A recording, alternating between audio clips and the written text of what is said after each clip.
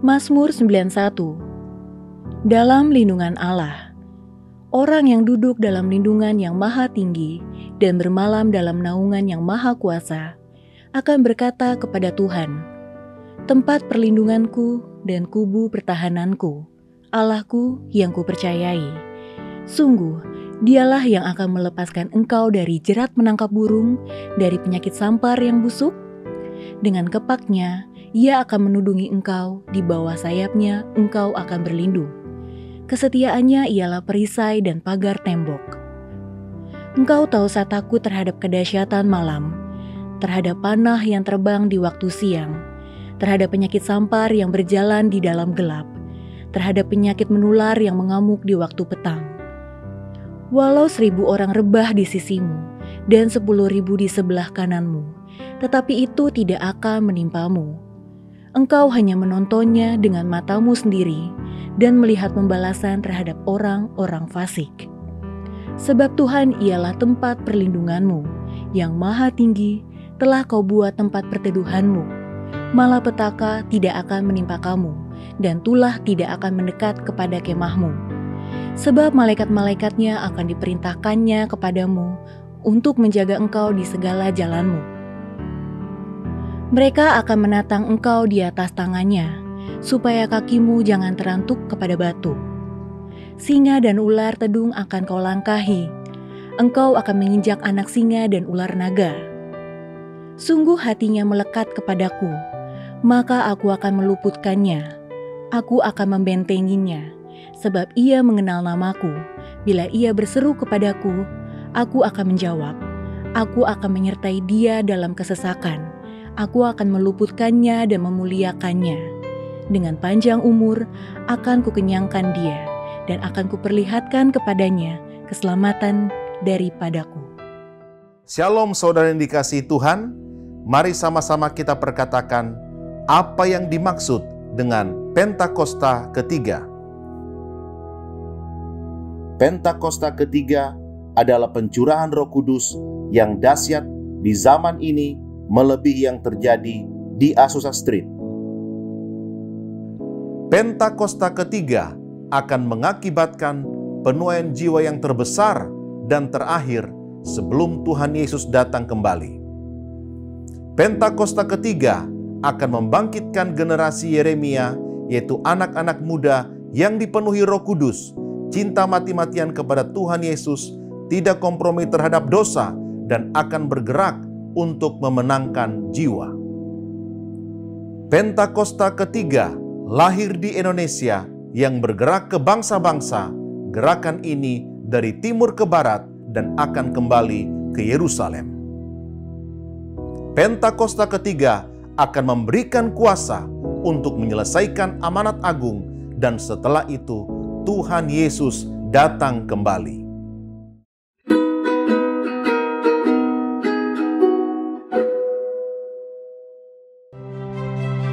Hargailah setiap kesempatan dari Tuhan dengan hidup benar, serta bertumbuh semakin mengenal dan mengasihinya. Sebab kehidupan merupakan bentuk kesabaran dan kesempatan dari Tuhan untuk kita. Selamat hari Minggu dan selamat beribadah. Haleluya, puji nama Tuhan. Shalom GBI Kebon Siri. Yang bersuka cita katakan shalom. Shalom. Mari kita bangkit berdiri bersama-sama. Kita tinggikan nama Tuhan Raja di atas segala raja, katakan haleluya. Mari Bapak Ibu yang bersuka cita, kita bertepuk tangan, kita bersorak meninggikan nama Tuhan. Engkau Allah yang dahsyat Tuhan, bersama katakan kasih yang begitu besar, lebih kuat dari dosa.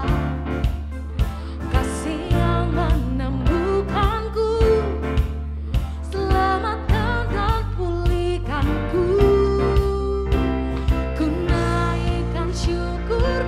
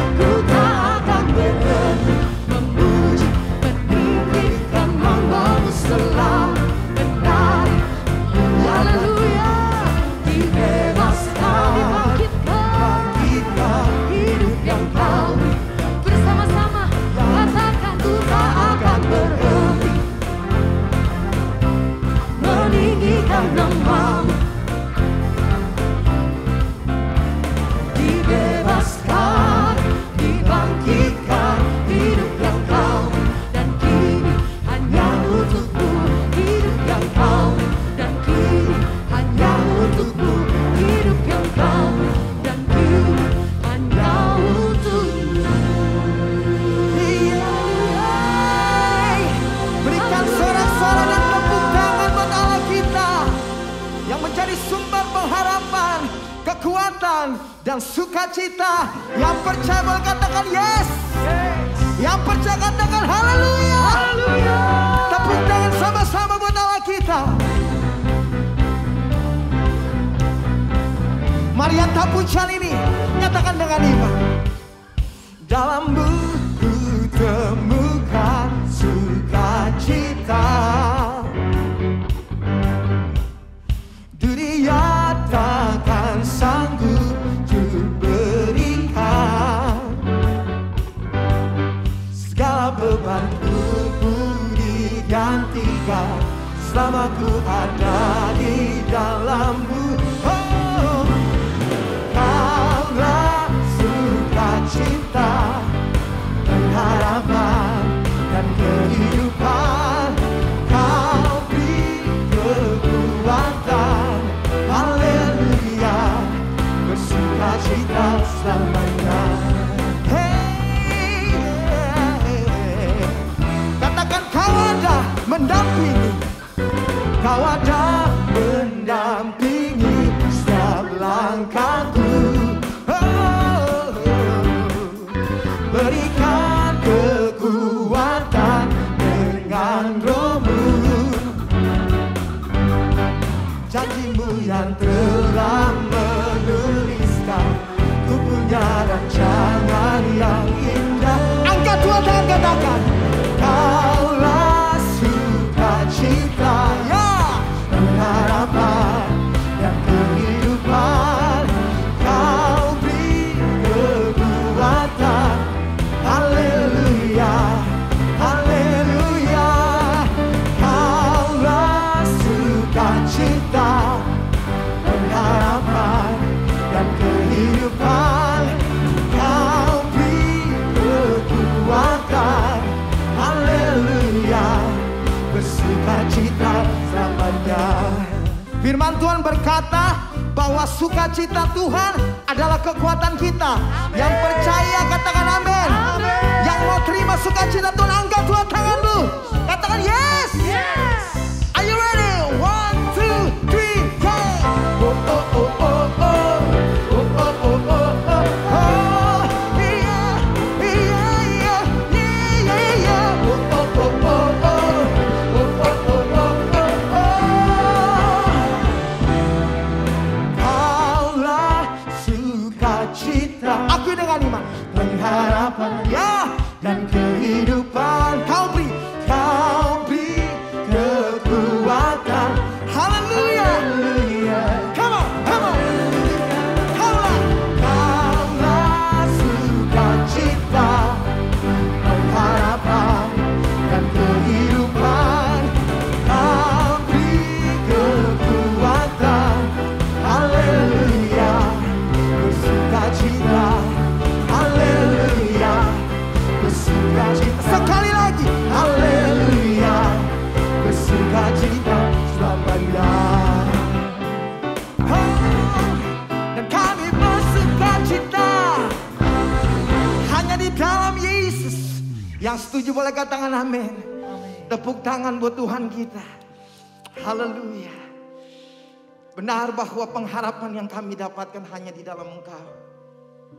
Dan Engkau Allah yang terbukti kesetiaan-Mu di dalam hidup setiap kami. Banyak hal yang Tuhan sudah nyatakan hidup kami.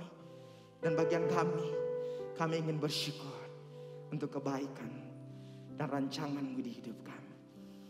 Haleluya.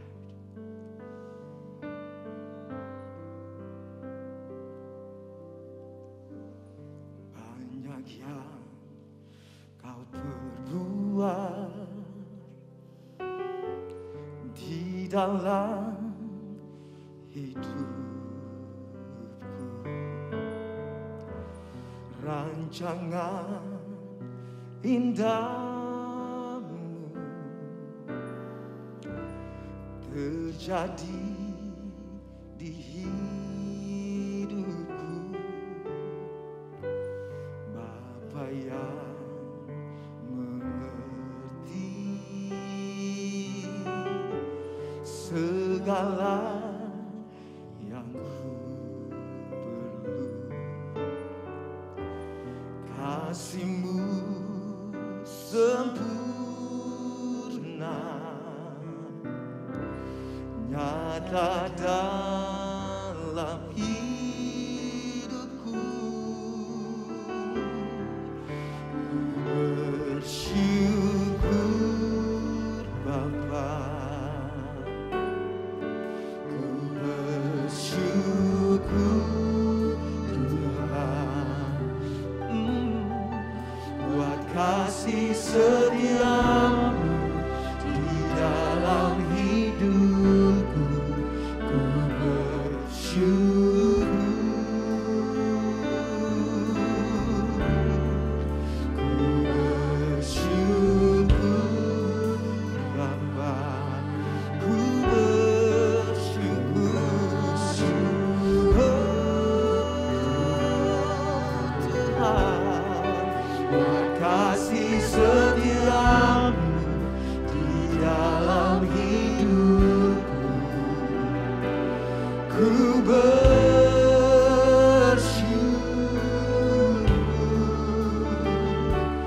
Tuhan. Boleh sama-sama katakan. Banyak yang kau perbuat di dalam hidupku,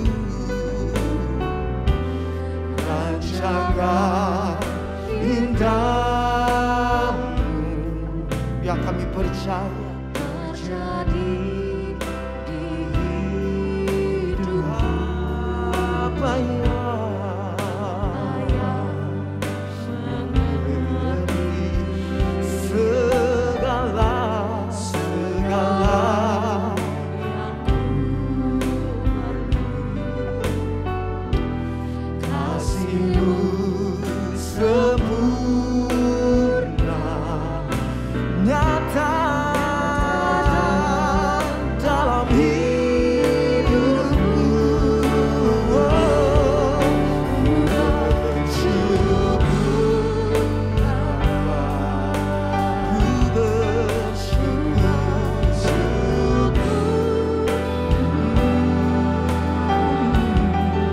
Buat kasih setiamu di dalam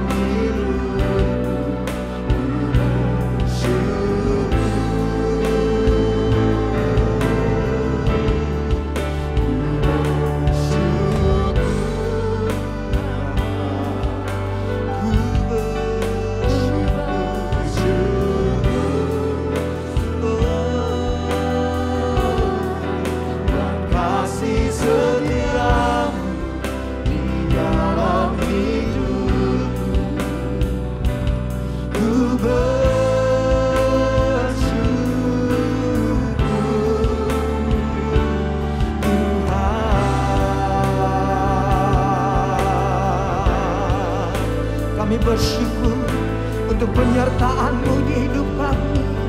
Kami bersyukur untuk Engkau yang tak pernah meninggalkan kami. Kami bersyukur anugerah-Mu di hidup kami. Mari yang bersyukur boleh angkat kedua tangan kita dan boleh akui bersama-sama dengan iman. Tak ada lembah kelam, tak ada lembah kelam yang tak ku lewati tanpa hadir-Mu. Hatiku takkan gentar, sebab ku tahu tangan-Mu yang menopangku. Tak ada lembah, tak ada lembah kelam yang tak ku lewati tanpa hadir-Mu. Dan hatiku takkan gentar, sebab ku tahu tangan-Mu yang menopangku.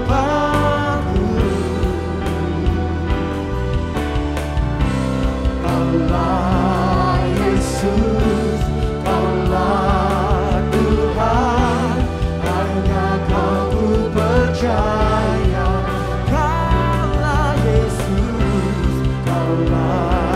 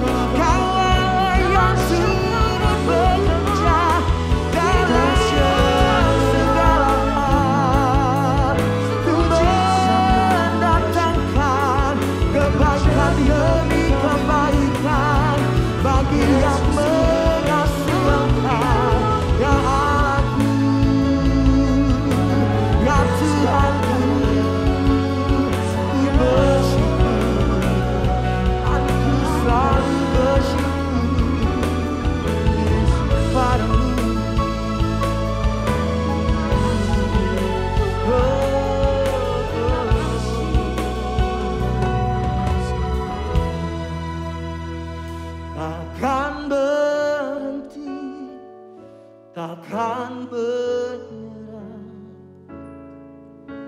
berharap dan berdoa, percaya firman-Nya bukan setia sampai akhir hidupku, mengasihi Engkau. Katakan takkan berhenti, takkan berhenti, takkan menyerah, berharap dan percaya firman-Nya bukan setia sampai akhir hidupku, mengasihi Engkau.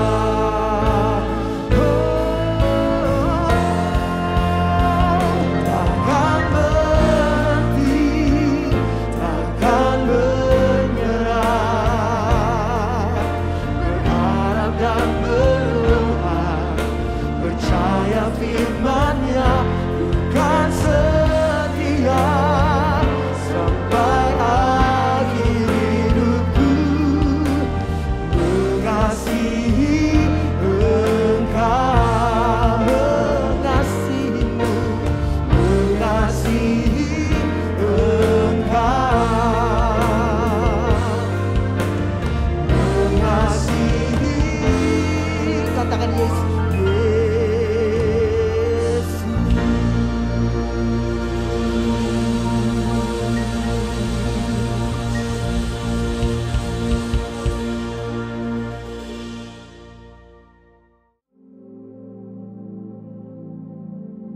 Shalom saudara, memasuki bulan ini kita memperingati hari Jumat Agung dan hari kebangkitan Tuhan Yesus atau Paskah.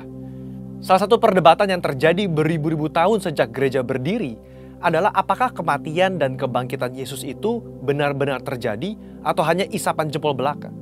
Di dalam Voice of Pentecost kali ini, kita akan membahas mengenai fakta kebangkitan Kristus.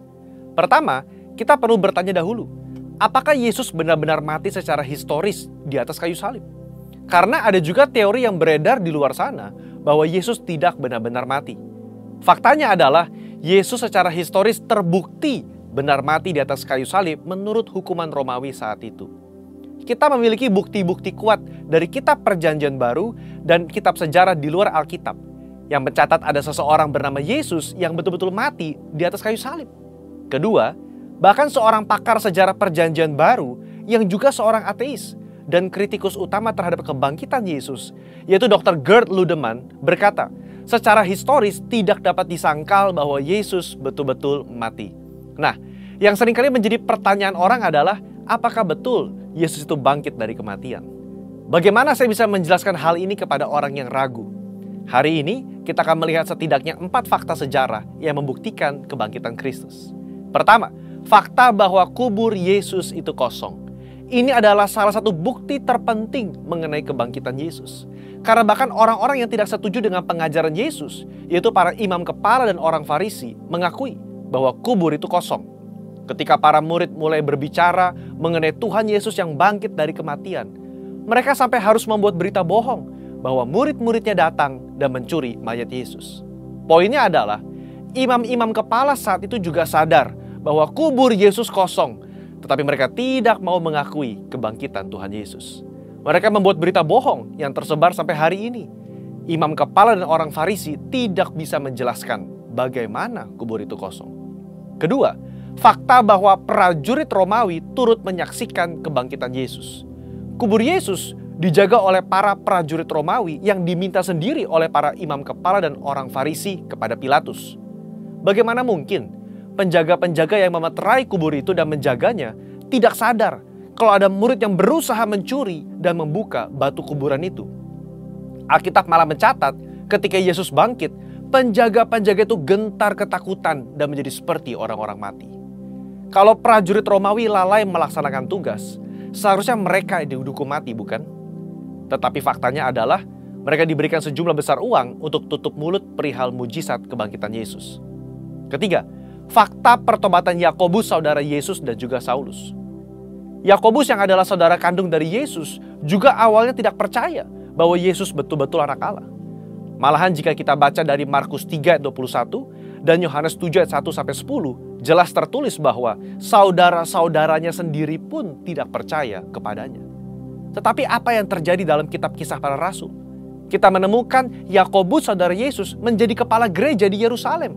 Sekarang, menurut saudara, apa yang bisa mengubah hati Yakobus dari yang tidak percaya kepada pelayanan Yesus berubah menjadi kepala gereja dan bahkan mati martir setelah kematian saudaranya sendiri? Jelas kebangkitan Kristus yang mengubah hati Yakobus. Perubahan hati dari Yakobus yang bahkan mati menjadi martir sekitar tahun 60 membuktikan berita tentang kebangkitan Yesus adalah nyata. Bagaimana dengan Saulus? Seorang Farisi yang sangat dihormati dan telah memimpin kegerakan awal di dalam mencari dan membunuh orang-orang Kristen pada zaman itu. Dia bertobat dan tidak main-main. Kehidupannya berubah 180 derajat dari pembunuh menjadi pengabar Injil. Paulus mengalami perjumpaan pribadi dengan Yesus yang telah bangkit itu dan menjadi salah satu rasul yang menulis banyak kitab di Perjanjian Baru dan rasul yang setia mengabarkan Injil sampai akhir hayatnya.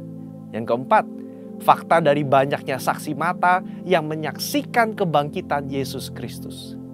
Kalau hanya 1 atau 2 orang yang menyaksikan kebangkitan Yesus dan hanya 1 atau 2 naskah kuno yang menulis mengenai kebangkitan Yesus, mungkin patut dipertanyakan. Tetapi Yesus tidak menampakkan dirinya hanya kepada 1 atau 2 orang, tetapi kepada banyak orang. Kutipan Paulus di dalam 1 Korintus 15 ayat 5-7 yang adalah kredo atau pernyataan iman gereja mula-mula dan dibacakan dari minggu ke minggu jelas menyatakan bahwa Yesus menampakkan dirinya kepada Petrus, kepada murid-muridnya, kepada lebih dari 500 saudara sekaligus, kepada Yakobus, dan kepada semua rasul. Dalam tulisan-tulisan Injil Matius, Markus, Lukas, dan Yohanes, kita menemukan cerita yang mendukung kredo gereja mula-mula tersebut. Luar biasa bukan? Akhirnya saudara, kita sebagai orang percaya perlu menyadari bahwa bukti-bukti tentang kebangkitannya menguatkan bahwa Yesus itu bangkit. Seperti gembala kita Paniko berkata, jika Yesus tidak bangkit dari kematian, maka sia-sialah kepercayaan kita. Bukti sejarah hanya membantu untuk menguatkan iman kita, tetapi tidak menjadi dasar iman kita. Berbahagialah setiap kita yang percaya namun tidak melihat. Amin. Tuhan Yesus memberkati. Saudara, untuk penjelasan lebih lengkapnya dari tim teologi kami, silakan klik link yang ada di atas atau scan QR Code yang tersedia. Sekali lagi, Tuhan Yesus memberkati.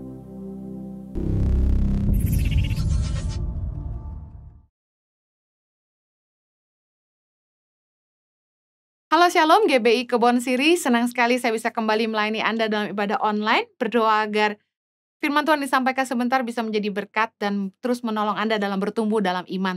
Tuhan memberkati.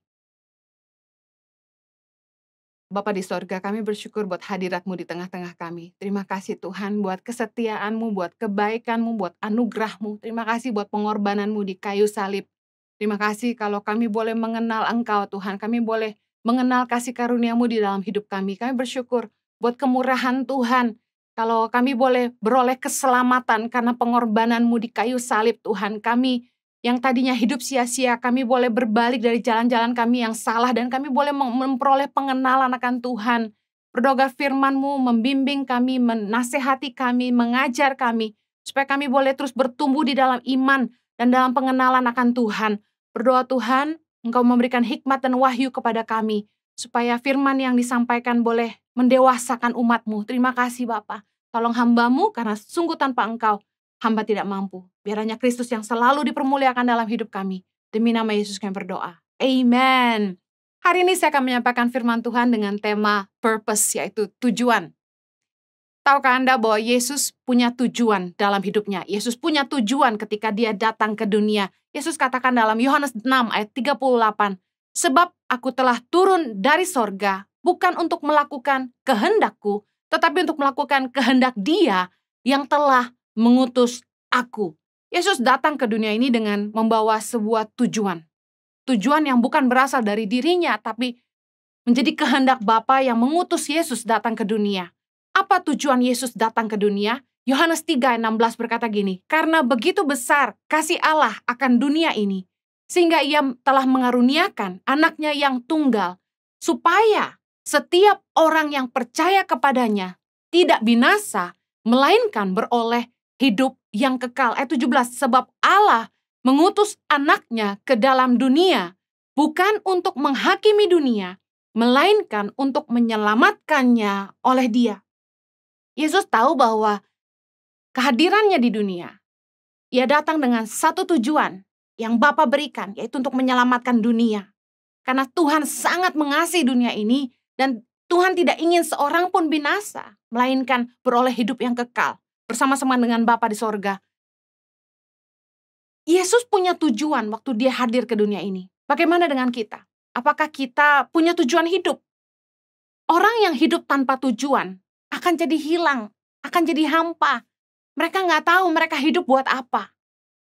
Orang yang hidup tanpa tujuan tuh seperti mereka bangun tidur. Mereka nggak tahu mereka mau buat apa hari ini. Waktu kosong, waktu begitu banyak, dan mereka nggak jelas mereka mau bikin apa dengan hidup mereka. Orang yang hidup tanpa tujuan itu seperti orang yang mengendarai mobil, tapi mereka nggak tahu mereka mau kemana.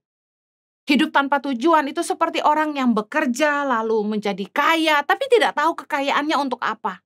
Bahkan ada orang yang saking banyak hartanya, mereka bingung, mau beli apa lagi ya? Tuhan itu memberi kita tujuan dalam hidup kita. Pernahkah Anda bertanya, saya hidup untuk apa?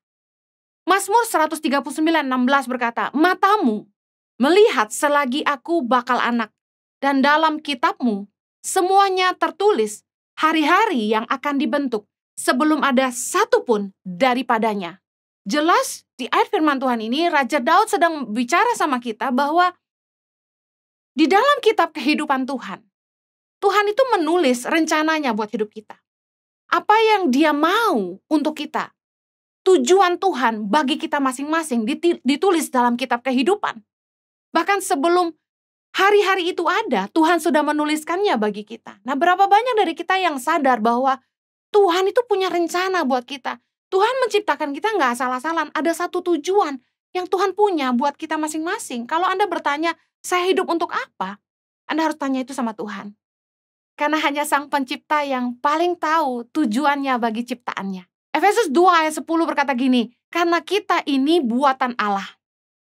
Diciptakan dalam Kristus Yesus untuk melakukan pekerjaan baik yang dipersiapkan Allah sebelumnya. Ia mau supaya kita hidup di dalamnya. Sekali lagi Rasul Paulus menuliskan dalam Efesus 2 ayat 10 bahwa Tuhan itu sudah mempersiapkan sebuah rencana dalam hidup kita. Yaitu untuk melakukan pekerjaan baik yang Tuhan mau kita hidup di dalamnya. Pertanyaannya hari ini, apakah Anda tahu tujuan Tuhan dalam hidupmu? Karena kalau kita tidak punya tujuan dalam hidup kita akan terhilang. Kita nggak ngerti kita hidup buat apa. Kita akan buang waktu, buang tenaga, buang uang, tanpa mengerti jelas arti dan tujuan dari hidup kita. Tahukah Anda, tujuan sangat penting. Tujuan itu menolong kita untuk punya fokus. Tujuan membuat kita fokus. Purpose sets your focus. Orang yang nggak tahu tujuan hidupnya akan berkata ya kepada semua ajakan. Daripada nggak ngapa-ngapain, ikut aja lah. Coba lihat, ada orang-orang yang terlibat dalam komunitas ini dan itu. Sibuk dalam aktivitas ini dan itu. Ikut seminar ini dan itu. Yang mungkin komunitas satu dengan yang lainnya nggak ada hubungannya. Orang kalau nggak ngerti tujuan, dia nggak fokus. Dia sebenarnya mau belajar apa? Uangnya mau diinvestasikan buat apa? Waktunya mau dipakai untuk belajar apa? Nggak heran anak-anak muda yang nggak punya tujuan hidup. Mereka akan bingung milih jurusan kuliah. Mereka akan sembarangan melamar kerja. Mereka akan menyia-nyiakan masa mudanya. Menaruh investasinya untuk hal-hal yang sia-sia. Karena mereka nggak tahu tujuan hidup mereka. Saya kasih contoh. Kalau Anda punya tujuan untuk menjadi seorang pengusaha, maka ketika Anda memilih jurusan kuliah, Anda akan memilih jurusan entrepreneurship.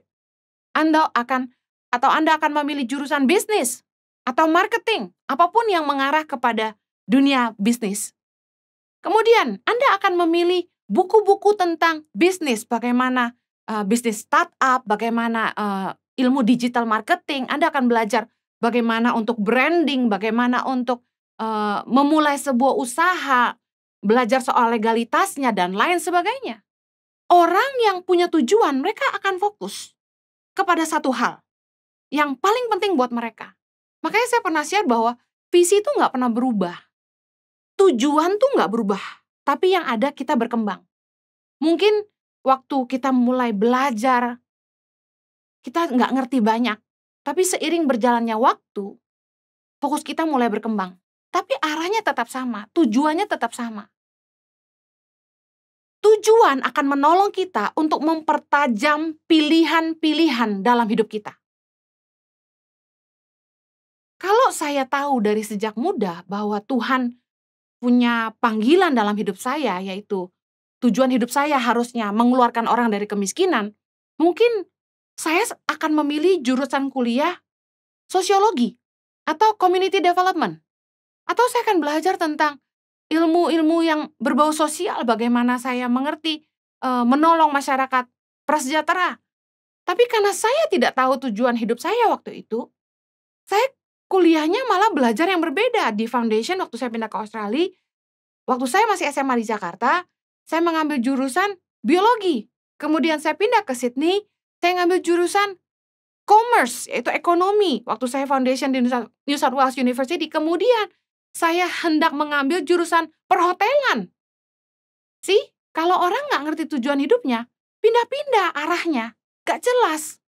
Kemudian waktu saya hendak masuk ke hospitality, saya dinubuatkan oleh banyak hamba Tuhan untuk sekolah Alkitab. Sampai akhirnya saya menyerah dan saya mengambil sekolah Alkitab di Hillsong. Saya bersyukur Tuhan itu paksakan rencananya dalam hidup saya, sehingga yang awalnya saya tuh nggak tahu masih kemana, saya akhirnya sekolah Alkitab. Masih nyambung dengan kerjaan saya hari ini bahwa saya jadi pengkhotbah. Saya harus punya latar belakang teologi. Tapi sayangnya saya nggak pernah mendalami tentang ilmu sosiologi, tentang bagaimana saya bisa menolong orang keluar dari kemiskinan. Akhirnya ketika saya mendirikan Yayasan Tangan Pengharapan, saya belajar dari Tuhan. Saya belajar dari Roh Kudus, saya belajar dari pengalaman, belajar dari kesalahan, learning by doing istilahnya gitu. Tapi Anda bisa ngerti bahwa kalau kita tuh ngerti tujuan kita akan tajam dalam memilih. Saya bersyukur pada tahun 2008 awal, waktu saya melayani anak-anak jalanan di Jakarta, dan saya kecewa melihat kenyataan bahwa orang yang bermitra dengan kami waktu itu membohongi saya, dan saya juga kecewa melihat anak-anak jalanan yang kami bantu, mereka lebih mau terima makanannya daripada belajarnya. Saya berdoa sungguh-sungguh dan Tuhan mulai mengarahkan saya. Tuhan bilang gini waktu itu, help the one who need the most. Bantulah yang paling membutuhkan. Saya mikir, siapa yang paling membutuhkan Tuhan? Dan Tuhan ingatkan saya anak-anak di pedalaman. Kalau di kota besar, anak-anak jalanan tuh mereka bisa tepuk tangan, dapat uang. Tapi kalau di pedalaman, siapa yang mau kasih mereka uang? Akhirnya kami mulai fokus ke anak-anak pedalaman. Nah, karena Tuhan sudah memberi fokus kepada saya anak-anak pedalaman, ketika datang proposal dari yayasan lain, dari gereja, mereka mulai bilang, ada juga yang individual bilang gini, bisa tolong nggak beasiswain anak saya? Bisa tolong nggak kuliahin anak saya? Bisa tolong nggak ini? Dan ada juga yang di kota-kota besar minta bantuan, dan saya mulai bilang enggak. Karena Tangan Pengharapan fokusnya anak pedalaman. Tuhan udah kasih saya tujuan, anak pedalaman. Jadi ketika saya harus memilih mana yang saya tolong, saya bisa tajam untuk berkata tidak, karena saya tahu yang Tuhan mau.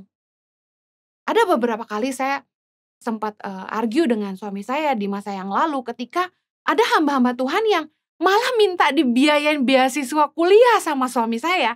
Dengan alasan mereka mau ngambil S1 teologi, ya mereka udah jadi gembala. Ada yang mau dibeasiswakan untuk S2, saya bilang, hey, no.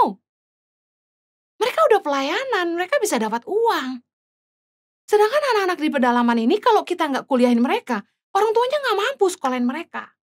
Lalu siapa yang akan memajukan daerah mereka kalau anak-anak pedalaman nggak ditolong? Terbukti kan di Indonesia mereka udah puluhan tahun. Tapi pembangunan tidak merata di seluruh Indonesia. Kenapa? Karena anak-anak pedalaman yang harusnya berjuang buat daerah mereka nggak dapat kesempatan. Satu kali Tuhan kasih saya ayat firman Tuhan yang berkata dalam Galatia 6 ayat 9-10 berkata gini, janganlah kita jemu-jemu berbuat baik, karena apabila sudah datang waktunya, kita akan menuai. Jika kita tidak menjadi lemah, karena itu selama masih ada kesempatan bagi kita, marilah kita berbuat baik kepada semua orang, tetapi terutama kepada kawan-kawan kita seiman. Nah, waktu Tuhan kasih ayat firman Tuhan ini, saya ngerti bahwa Tuhan lagi kasih tahu saya bahwa fokus Tangan Pengharapan haruslah membantu semua anak, semua masyarakat di semua pulau, apapun agamanya, apapun sukunya, bukan hanya yang Kristen aja. Karena dikatakan selama masih ada kesempatan bagi kita, marilah kita berbuat baik kepada semua orang.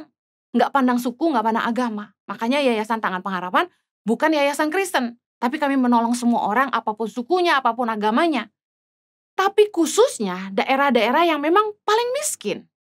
Nah, daerah yang paling miskin, the one who need the most, adalah daerah yang rata-rata mayoritasnya umat Kristiani. Kita bisa lihat bahwa di daerah timur Indonesia yang mayoritasnya umat Kristiani, dan sedikit di daerah barat seperti Mentawai, adalah umat-umat Kristiani yang hidupnya sangat di bawah garis kemiskinan. Kebetulan aja memang kebanyakan daerah yang miskin adalah umat Kristiani. Tapi Tuhan menanamkan di hati saya untuk menolong masyarakat tidak mampu di seluruh pulau di Indonesia ini, apapun agamanya dan apapun sukunya. Kami membantu beberapa titik di Jawa yang 99,9% itu Muslim. Dan saya ingin bilang gini, sebagai umat Kristiani yang hanya minoritas, kita tidak bisa membeda-bedakan agama. Justru kalau kita ingin menyatakan kasih Allah, kita harus menolong semua orang. Tapi terutama kawan-kawan kita seiman. Karena kebetulan memang orang umat Kristiani yang paling banyak miskin di Indonesia. Tujuan akan menolong kita untuk menjadi tajam dalam membuat pilihan. Kita jadi tahu apa yang harus kita terima dan apa yang harus kita tolak. Kita nggak jadi orang yang berkata ya kepada semua ajakan. Karena kita punya tujuan. Saya satu kali ngobrol sama seorang teman yang memiliki sebuah persekutuan yang dimana mereka sering sekali mengundang hamba-hamba Tuhan yang cukup punya nama, hamba-hamba Tuhan yang cukup besar di Indonesia untuk melayani di persekutuan mereka. Satu kali saya bertanya, apakah dengan mengundang hamba-hamba Tuhan besar itu ada buahnya bagi komunitasmu? Dan dia bilang enggak juga, karena mereka nggak punya tujuan. Ketika mereka ngundang hamba-hamba Tuhan kanan kiri, mereka hanya undang karena mereka suka. Saya bilang, harusnya persekutuan kalian punya satu tujuan, satu target. Apa yang kamu ingin dicapai? Misalnya dalam tahun ini, kalian ingin ada perubahan hidup dari semua member komunitas kalian. Perubahan hidup seperti apa? Pertobatan dari minum, dari rokok, dan lain sebagainya. Undang hamba-hamba Tuhan yang kuat bicara soal itu. Undang hamba-hamba Tuhan yang bisa memperlengkapi kalian. Bukan hanya sekedar menyenangkan telinga kalian. Kalau kita nggak punya tujuan yang jelas, kita akan dengar semua orang. Saya pernah cerita satu kali suami saya mendaftarkan kami berdua untuk ikut seminar gereja. Waktu saya hadir di seminar itu dan mendengarkan bagaimana gereja menggunakan teknologi ini dan itu, bahkan mereka mengundang pembicara dari Google, saya bengong karena nggak nyambung sama saya. Saya butuh seminar yang bicara soal cara efektif untuk mengeluarkan masyarakat dari kemiskinan.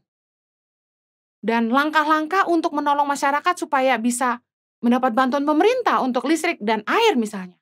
Itu akan jauh lebih menarik buat saya. Nah, kadang-kadang kita sering tidak ngerti tujuan hidup kita. Kita kasih telinga kita buat siapa aja. Padahal tujuan akan mengarahkan kita kepada orang-orang yang bisa menolong kita mencapai tujuan. Kita akan mencari seminar yang kita butuhkan untuk kita belajar. Tujuan akan mempersatukan orang-orang yang punya nilai dan fokus yang sama. Makanya nggak heran ketika kita belajar di sebuah seminar yang cocok dengan tujuan hidup kita akan ketemu dengan orang-orang yang punya visi yang sama, orang-orang yang punya nilai yang sama, yang nyambung sama kita. Karena orang-orang yang senilai dan sevisi akan saling tertarik. Ketika Anda dating dengan seseorang, hubungan yang tanpa tujuan itu buang waktu aja. Karena without purpose, you will waste your time, money, and energy. Orang yang nggak punya tujuan itu akan buang-buang waktu, buang uang, buang tenaga. Ada pasangan yang dating sejak kuliah, sampai lulus, lalu mereka kerja. Tapi mereka nggak punya rencana menikah. Akhirnya yang perempuan udah umur 30, nggak dilamar-lamar juga. Nah sekarang saya mau tanya, yang rugi siapa? Yang rugi yang wanita. Karena kalau pria umur 40 pun no worries. Tapi sementara yang perempuan kan kita mikir akan melahirkan, akan lebih berbahaya kalau kita umurnya sudah tidak muda.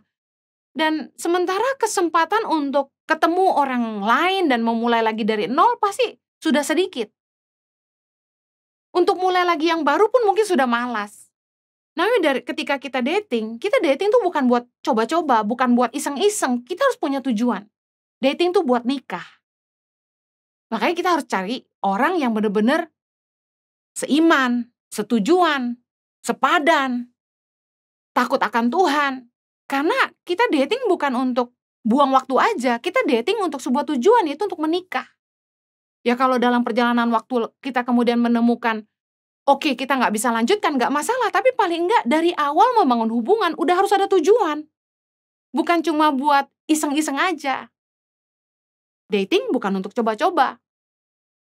Jangan pernah buang waktu Anda untuk membangun sesuatu yang nggak ada ujungnya. Orang yang nggak punya tujuan akan buang waktu kita. Sedangkan orang yang punya tujuan, mereka pasti akan bijaksana dengan waktu mereka. Karena semua orang ingin cepat sampai ke tujuan mereka, bukan? Contoh, pria yang mereka punya target. Kalau mereka dating tuh untuk nikah. Mereka nggak akan buang waktu. 1 tahun mereka dating, mereka sudah saling belajar satu sama lain, mereka sudah berdoa, mereka dapat setuju untuk menikah. Mereka pasti akan cepat nikah. Ngapain lama-lama kalau udah memang punya tujuan? Orang akan bijaksana dengan waktu mereka. Yang kedua, kalau yang pertama tadi tujuan mempertajam fokus kita, yang kedua tujuan itu mengeliminasi keputusan-keputusan yang salah. Purpose eliminates wrong choices. Tujuan akan mempengaruhi keputusan-keputusan kita. Waktu Tuhan memberikan visi kepada kami untuk mengeluarkan orang dari kemiskinan di Indonesia, suami saya justru mendapat tawaran untuk kembali ke Sydney, Australia dan merintis sebuah gereja dengan tawaran gaji dan fasilitas yang menggiurkan. Tapi saat itu, Tuhan kasih saya ayat firman Tuhan dalam Amsal 29 dan 25, takut kepada orang mendatangkan jerat, tetapi siapa percaya kepada Tuhan dilindungi. Tuhan ingatkan saya nggak boleh takut sama orang kaya. Hanya karena orang kaya itu yang support kita, jangan sampai kita takut sama mereka. Makanya saya katakan buat orang-orang baik hati yang menabur di tangan pengharapan, saya menghargai kalian semua, tapi saya tidak boleh takut sama manusia. Ketika suami saya mendapat tawaran untuk kembali ke Sydney dengan gaji dan fasilitas yang luar biasa, saya berkata sama suami saya, doakan sungguh-sungguh, karena kalau kita sudah meninggalkan Australia untuk panggilan kita di Indonesia, lalu sekarang kita mau kembali lagi ke Australia hanya karena tawaran posisi dan gaji, saya rasa itu keliru. Tapi kalau kamu mau kita kembali ke Australia, sebagai istri saya akan taat, saya akan bereskan barang-barang saya dan kita pulang ke Australia. Dan saya bersyukur punya suami yang takut akan Tuhan. Suami saya langsung gak damai sejahtera. Meskipun dia sungkan dengan pengusaha yang mensupport kami, tapi dia beranikan diri untuk berkata, Pak, maaf, hentikan aja supportnya. Berapa banyak kita yang bisa berkata tidak kepada dosa, berkata tidak kepada tawaran dunia, demi takut akan Tuhan. Karena kita ingin menyenangkan Tuhan, karena kita lebih taat kepada Tuhan daripada orang. Berapa banyak dari kita yang mengerti bahwa Yesus sudah mati buat dosa-dosa kita, supaya kita nggak binasa, dan kita mau memilih hidup takut akan Tuhan daripada hidup dalam dosa. Ibrani 12. Ayat yang pertama berkata begini. Karena kita mempunyai banyak saksi bagaikan awan yang mengelilingi kita, marilah kita menanggalkan semua beban dan dosa yang begitu merintangi kita dan berlomba dengan tekun dalam perlombaan yang diwajibkan bagi kita. Ayat kedua. Marilah kita melakukannya dengan mata yang tertuju kepada Yesus yang memimpin kita dalam iman dan yang membawa iman kita kepada kesempurnaan, yang dengan mengabaikan kehinaan tekun memikul salib ganti sukacita yang disediakan bagi Dia yang sekarang duduk di sebelah kanan tahta Allah. Ingatlah selalu akan Dia yang tekun menanggung bantahan yang sehebat itu terhadap dirinya dari pihak orang-orang berdosa, supaya jangan kamu menjadi lemah dan putus asa. Dalam pergumulan kamu melawan dosa, kamu belum sampai mencucurkan darah.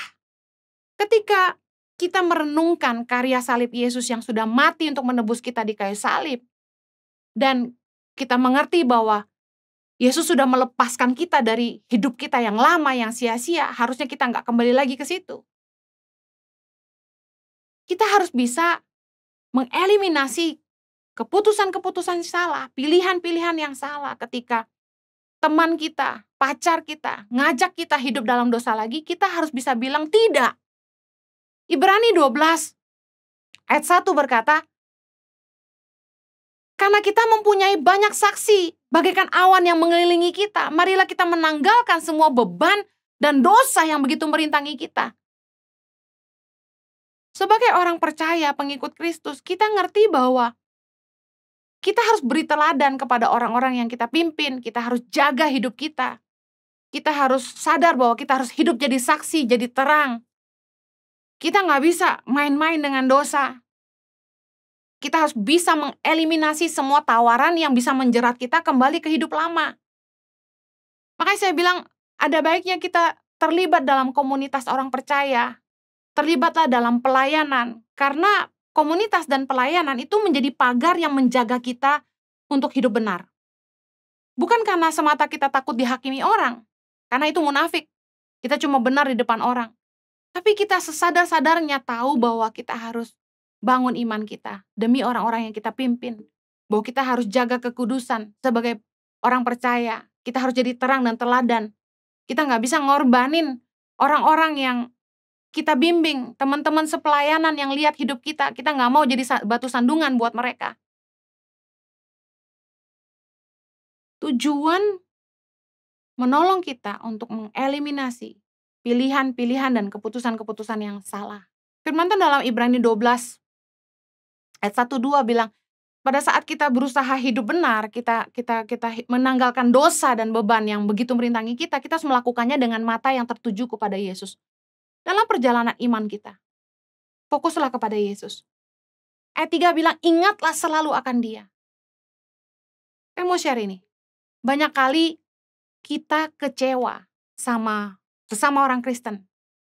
Kita kecewa sama pemimpin kita. Kita kecewa sama saudara seiman. Yesus kasih teladan buat kita. Dan Rasul Paulus berkata gini, kita harusnya arahkan mata kita tuh sama Yesus aja. Jangan mengidolakan manusia, jangan mengidolakan hamba Tuhan. Kita akan kecewa, karena nggak ada manusia yang nggak pernah bikin salah. Satu-satunya yang nggak pernah bikin dosa cuma Yesus saja. Kita harus fokus sama Yesus. Ingat selalu sama Yesus. Karena di dalam perjalanan kita mengikuti Yesus, kita perlu ingat pengorbanan Yesus buat kita supaya kita nggak ngambil keputusan yang salah. Saya pernah share di khotbah yang lain bahwa pekerjaan Roh Kudus lah yang menginsyafkan kita akan dosa. Tapi tanggung jawab kita untuk menjauhi kejahatan, untuk menjauhi dosa. Kita harus hidup takut akan Tuhan. Orang yang menghargai karya salib Yesus, justru mereka akan sungguh-sungguh menjaga hidupnya. Waktu diajak teman mabok lagi, kita harus bisa bilang, enggak, sorry. Waktu diajak judi lagi, kita bisa bilang, sorry, gue udah gak judi lagi. Waktu kita diajak selingkuh, kita bilang, enggak, maaf, saya punya istri. Saya punya suami. Ketika kita diajak berbuat dosa, diajak mencuri, diajak korupsi, kita bisa bilang, enggak. Tujuan kita cuma satu. Kita pengen menyenangkan Tuhan, kita pengen menghargai Tuhan, menghargai Kristus dan karya salibnya dalam hidup kita. Kita nggak mau menyanyiakan kasih karunia-Nya. Kita pengen hidup hanya buat Tuhan. Saya sering banget kalau nyembah bilang, Tuhan, aku hanya hidup buat Tuhan. I wanna live for you alone. Aku gak mau hidup buat yang lain, aku hanya mau hidup buat Yesus aja.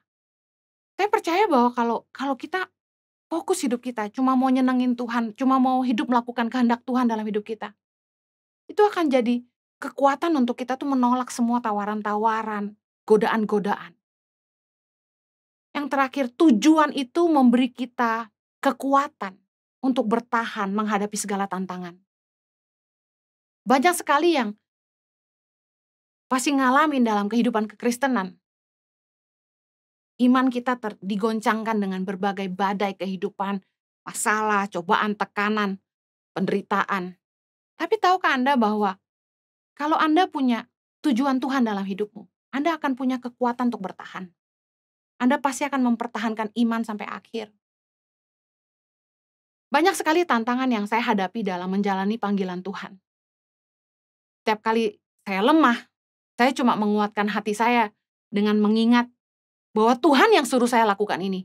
Saya pegang janji Tuhan bahwa Tuhanlah yang suruh saya melahirkan 1000 pemimpin buat Indonesia. Waktu kami kekurangan guru, saya cuma bilang, Tuhan pasti menyediakan guru buat pelayanan ini. Karena pelayanan ini bukan milik saya, pelayanan ini milik Tuhan. Ketika kami kekurangan uang, saya hanya bilang, Tuhan, saya percaya Tuhan pasti cukupkan.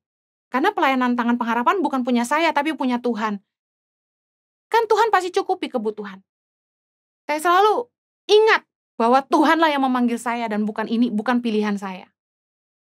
Setiap kali saya diomongin orang, saya direndahkan, saya dihianati, saya selalu ingetin diri saya, Yesus aja menderita kok, Yesus aja dihianati, Yesus aja bisa salah pilih murid. Yesus tuh sudah diludahi, disiksa, dianiaya, bahkan disalib. Saya kan belum. Masa saya nggak mau bayar harga? Apalah artinya penderitaan saya, diomongin orang, dijelekin orang, dihianati orang, disalah mengerti. Gak ada artinya dibandingkan penderitaan Yesus. Saya bersyukur karena karya salib Yesus menjadi kekuatan untuk saya bertahan. Di dalam kehidupan kekristenan kita, tadi saya sudah bilang bahwa gak ada pemimpin yang sempurna, gak ada manusia yang gak pernah salah. Makanya fokus kita harus kepada Kristus. Yesus jadi teladan buat kita. Dia satu-satunya idol dalam hidup kita. Kita gak boleh mengidolakan orang lain selain Yesus. Ibrani 12 ayat 2 dikatakan, marilah kita melakukan dengan mata yang tertuju kepada Yesus. Perjalanan iman kita dalam berusaha hidup benar, menang atas dosa, menang menghadapi tantangan. Yang jadi kekuatan kita adalah karya salib Yesus. Kita dimampukan untuk menolak dosa dengan segala godaannya. Kita ingatin diri kita bahwa enggak, Yesus sudah mati buat saya nggak mau salibkan Yesus kedua kalinya. Kita akan jaga hidup kita kudus karena kita menghargai kasih karunia-Nya. Dan saya percaya bahwa kalau orang sungguh-sungguh menghargai pengorbanan Yesus dalam hidupnya, dia ngerti bahwa Yesus datang untuk selamatkan dia. Supaya hidupnya tidak binasa, tapi beroleh hidup kekal. Saya rasa tidak ada tujuan lain sampai akhir hidup kita selain dari melakukan kehendak Bapa dan bersama-sama dengan Dia dalam kekekalan.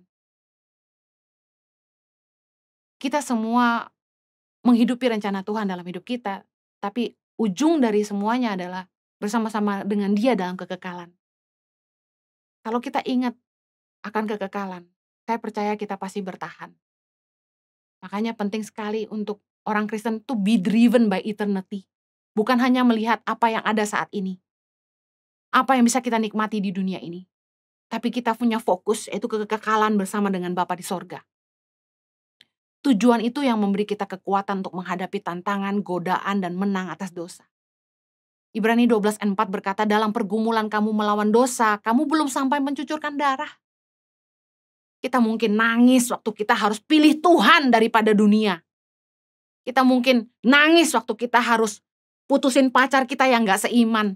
Mungkin kita harus sedih ketika kita harus menolak suap padahal kita lagi butuh uang.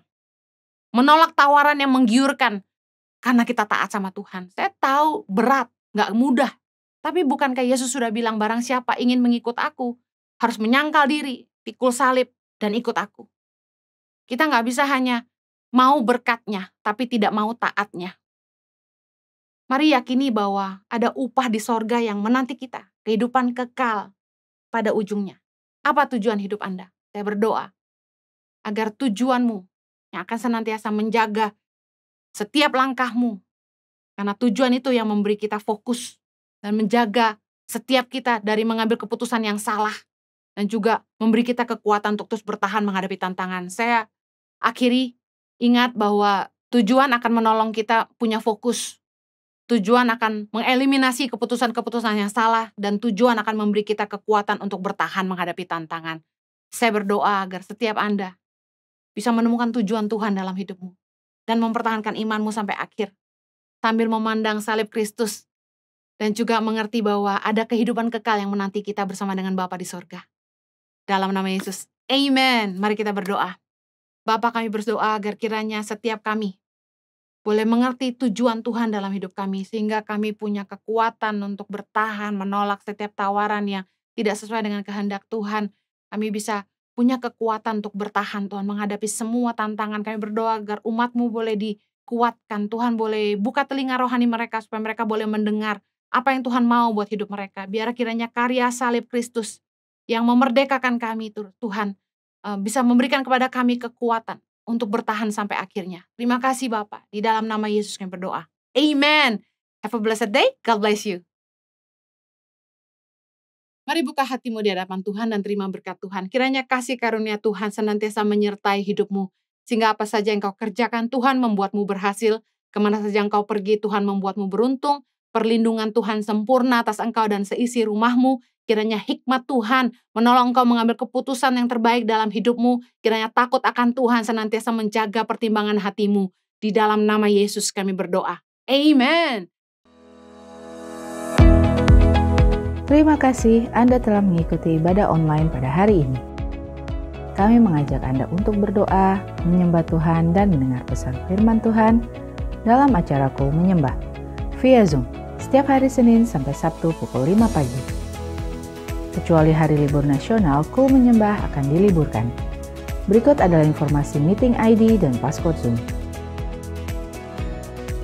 Ibadah minggu tetap dapat Anda ikuti secara online melalui YouTube channel GBI Kebon Sirih. Untuk ibadah online minggu depan, pada hari Minggu tanggal 24 April 2022, ibadah akan dimulai pukul 6 pagi. Pesan firman Tuhan akan disampaikan oleh Pastor Daniel Alexander. Ibadah dapat dilihat setiap saat setelah waktu penayangan. Kami kembali mengajak Anda mengikuti GBI Kebon Sirih Wednesday Bible Wisdom melalui YouTube channel GBI Kebon Sirih pada hari Rabu tanggal 20 April 2022 pukul 6 pagi bersama Aruna Wiryo Lukito dan host Vino Pramudito. Acara ini dapat dilihat setiap saat setelah waktu penayangan. Persembahan umum, syukur, dan persepuluhan dapat Anda berikan melalui QR Code berikut ini.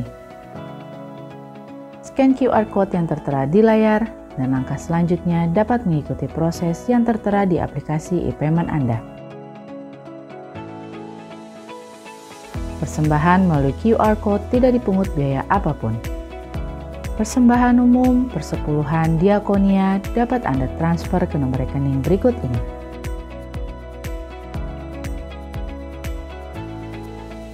Untuk pelayanan baptisan dapat mendaftarkan diri di nomor berikut ini.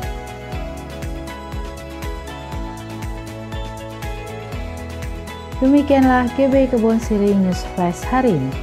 Selamat hari Minggu, Tuhan Yesus memberkati.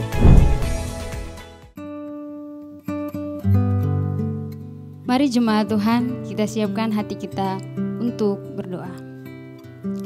Terima kasih untuk pembicara yang telah menyampaikan firman Tuhan di ibadah online pada hari ini. Tuhan memberkati keluarga dan pelayanannya. Kami juga berdoa untuk Gembala Sidang, Bapak Pendeta Niko Notora Harjo, dan keempat Wakil Gembala, Gembala Rayon, Gembala Cabang GBI Kebon Sirih, dan Gembala-Gembala Kul. Biar Tuhan memberkati dan Tuhan mengurapi mereka senantiasa. Kami berdoa untuk jemaat GBI Kebon Sirih dan semua yang mengikuti ibadah online hari ini. Tuhan Yesus memberikan hikmat dalam segala usaha dan pekerjaan di tengah-tengah masa pandemi COVID-19. Tuhan mencukupkan apa yang menjadi kebutuhan mereka. Kami juga berdoa bagi anak-anak muda, generasi Yeremia, agar Tuhan bangkitkan menjadi terang bagi generasi ini. Kami berdoa buat bangsa kami Indonesia, Tuhan pulihkan dari COVID-19 dan ekonomi bangkit kembali dalam nama Yesus. Kami berdoa buat pemerintahan, presiden, wakil presiden, menteri, dan gubernur, dan bupati, serta sampai kepala desa, dari pusat sampai ke daerah. Diberi hikmat Tuhan dalam menjalankan pemerintahan. Takut akan Tuhan turun atas mereka, damai sejahtera Tuhan turun atas Indonesia. Dan kami siapkan hati kami untuk menerima berkat Tuhan melalui hamba-Mu. Mari arahkan hati kita dan angkat kedua tangan kita di hadapan Tuhan. Jemaat GBI Kebon Sirih dan jemaat yang mengikuti ibadah online, terimalah perlindungan, damai sukacita, dan berkat yang berlimpah-limpah dari Allah Bapa yang Maha Kuasa, cinta kasih Tuhan kita Yesus Kristus, persekutuan manis dengan Roh Kudus menyertai kita sekalian mulai sekarang dan sampai Tuhan Yesus menjemput di awan-awan, bahkan sampai selama-lamanya. Jemaat yang sudah terima berkat Tuhan katakan amin. Selamat hari Minggu, Tuhan Yesus memberkati. Takkan berhenti, takkan menyerah,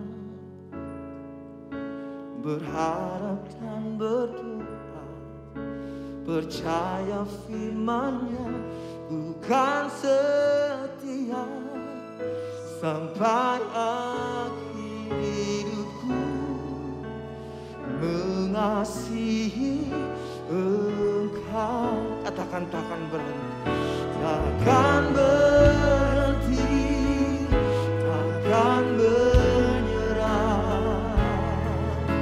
berharap dan berdoa, percaya firman-Nya bukan setia